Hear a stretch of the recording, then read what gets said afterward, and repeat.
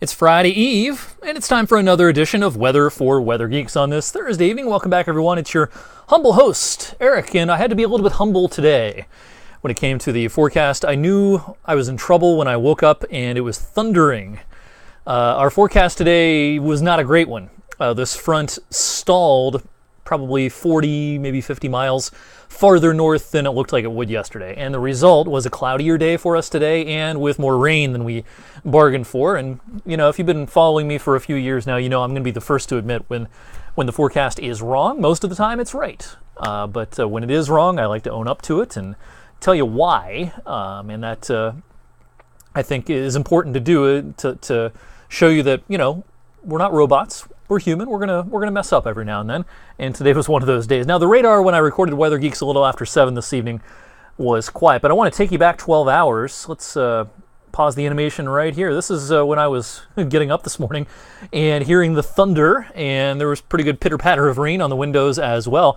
We had some pretty good thunderstorms that moved across parts of Columbiana County and Mahoning County. Now, the farther north you live, the less rain you had today, both in the morning round and in the afternoon. That idea was right, that the north would have better weather than the south today. It's just we didn't count on as much rain as we had in the southern half of our viewing area. The first round of rain kind of departed right around 9:30, and then as we got into the afternoon, especially from 2:24 on south, we did have another round of late rain. There was no thunder and lightning with this round, but around 1:30, 2 o'clock, 2:30, 3 o'clock, yeah, it was raining, and you know, this was good news. We needed the rain.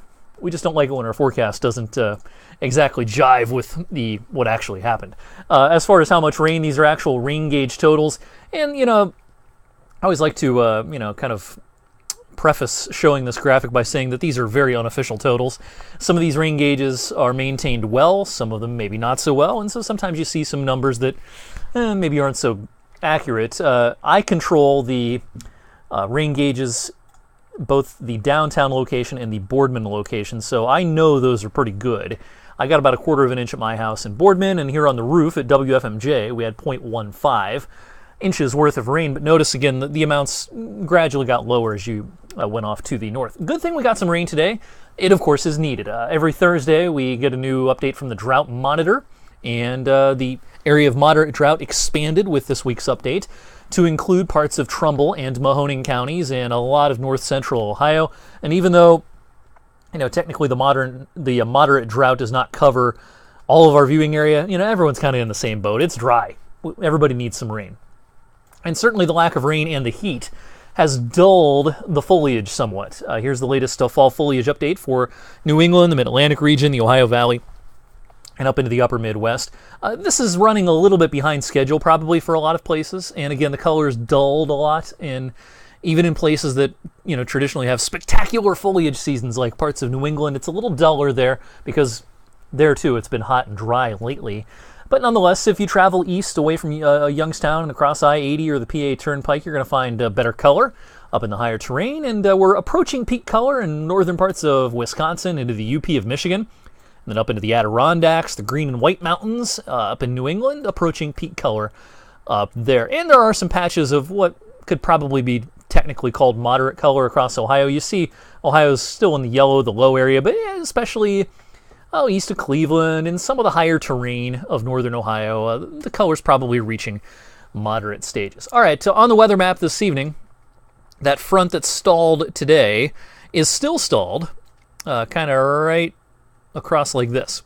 And not much is going to change over the next 24 hours. And what we'll be watching overnight into tomorrow morning is this band of showers on the northern side of the front. Will this cascade down and bring us another round of rain tomorrow? And it's starting to look a little more likely that it will. I think we'll get off to a dry start tomorrow morning with clouds, but I suspect midday and afternoon, kind of like that round we had today, a batch of light rain is going to move through. It's not going to add up to a whole lot, but we'll take it. The good news is, both for high school football and for Game 2 of the Indians-Yankees series tomorrow evening, looks like this is going to get out of here. And we should be okay for the evening. And then, as we've been talking about all week, off to the races Saturday in a screaming southerly to southwesterly flow here by Saturday afternoon. It'll be very breezy and very warm. Now, we'll get a few showers, it looks like, with the next front Saturday night. So the timing on this is pretty good. It'll come at night. If you have outdoor plans on Sunday, I think we're in pretty good shape. A little slice of nice north of this front on Sunday. I think the moisture from Tropical Storm Nate and the remnants of Nate will start interacting with this front again by Sunday night and Monday, leading to a pretty good chance of rain here by Sunday night and into Monday. But in the meantime, I think Sunday's still a pretty nice day. So for Game 2 tomorrow evening, no problems this evening for Game 1. For Game 2, I include a small chance of a shower in the forecast. Pretty balmy stuff for Cleveland in October. First pitch tomorrow evening is an early one at 5:08, looking at about 70 degrees or so at first pitch. And by the end of the game, between 8 and 9 o'clock probably, depending on how the pitching is, it'll probably be in the mid-60s. That is a real bargain for this time of the year. If you're checking out high school football action here locally tomorrow evenings, kind of a similar forecast. Mild for October, small chance of a shower, and I mean small chance. I suspect most places will be dry. So here's a look at our weekend forecast, kind of in a nutshell. A breezy, warm day, 84 Saturday, the record's 87. A couple of showers Saturday night, but then Sunday, while I can't rule out a shower very early in the day, most of the day should be just fine with a good deal of sun. Still, shorts weather. 81 for Sunday afternoon. All right, down to the tropics. Our weather next week, early in the week, specifically Monday, will very much be dictated by the eventual track of this. This is Tropical Storm Nate, a disorganized tropical storm. Disorganized, but causing a lot of problems. There's already been some fatalities, unfortunately, in Central America due to flooding, probably. Parts of Nicaragua. This doesn't look like much on the satellite, but we are expecting as this starts pushing north. Right now it's moving north-northwest at 10. It'll probably start moving a little more due north for a time and probably speed up over the next couple of days. This eventually will probably become a hurricane. Let me back this up a little bit. Probably become a hurricane in the Gulf. Now, I mentioned last night on Weather Geeks that there's a chance that this could intensify more than the official forecast. That seems a little less likely today because of a more westerly track.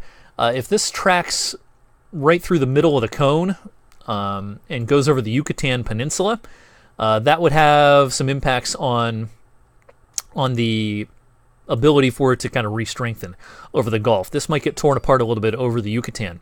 But nonetheless, probably at least a low-end hurricane for a time in the Gulf, making landfall probably Sunday somewhere in the Gulf Coast region, maybe around New Orleans, maybe around Biloxi. And then its eventual track becomes a little more uncertain, as you would expect. Don't pay attention to just the middle of the cone. There's a cone for a reason. It could go over here or it could go up here. Now, for us to get the maximum impacts from the remnants of Nate, it would have to track, kind of on the northern side of the cone. If it tracks too far to the south, we'll see less rain. But for our rain to be maximized, this track is good. This track wouldn't be bad either. And this will be moving fast. So this isn't going to be something we're going to be dealing with for a long period of time. But Sunday night and Monday, I think it's likely we get some rain, but there's big model differences right now between our medium-range operational models, the European and the GFS. The European says, lots of rain. Sunday night and Monday, maybe a couple inches of rain. Even close to 4 inches between now and then. That's probably overdone, and the GFS is probably underdone. So the truth is probably somewhere in between. I think we're going to get some rain from Nate, some beneficial rain, but probably not quite as much as the European model is advertising. Now, let's talk a little bit about the longer range before we leave you this evening. If you've been following my videos this week, I've been talking about, it's going to cool off second half of next week. Still think that's the case, but it's looking more and more brief, the cool off, maybe a day or two. And then it looks like another mega ridge is going to try to build over the eastern U.S. It looks like as we go into next week, here's Sunday into Monday, big trough digging out west, but as that digs in the west, downstream, a ridge pops up, and you've got this mega ridge trying to form again over the southeastern U.S. during the middle and latter portions of next week. So this is next Thursday, the 12th. That's not a very cool-looking weather map. That is a warm weather map with a ridge right here. This will be another toasty October stretch as long as this thing is parked over the eastern U.S. And it looks like, according to this set of modeling, and it has the support of other models, it's going to sit here for several days. Look at this thing. I mean, this is next Sunday, the 15th, right in the middle of October. We might not be done with 80 degrees just yet. And, middle of October is starting to get pretty late to have an 80-degree day. It's unusual enough to have one in the first week of October, but it's much more unusual to have one as you get into the middle of October. So if this is right, we're not done with the warmth just yet. It's going to cool down for a day or two next week, and then we're right back into the unreal warm weather pattern that we've been in for several weeks now. So that's the way it looks right now. I'll, of course, have more updates on that when Weather Geeks comes back early next week. No edition tomorrow evening. I'll see you back here on Monday. Hope you have a great Thursday night. Go Tribe tonight, and I look for an updated forecast tonight on 21 News at 11.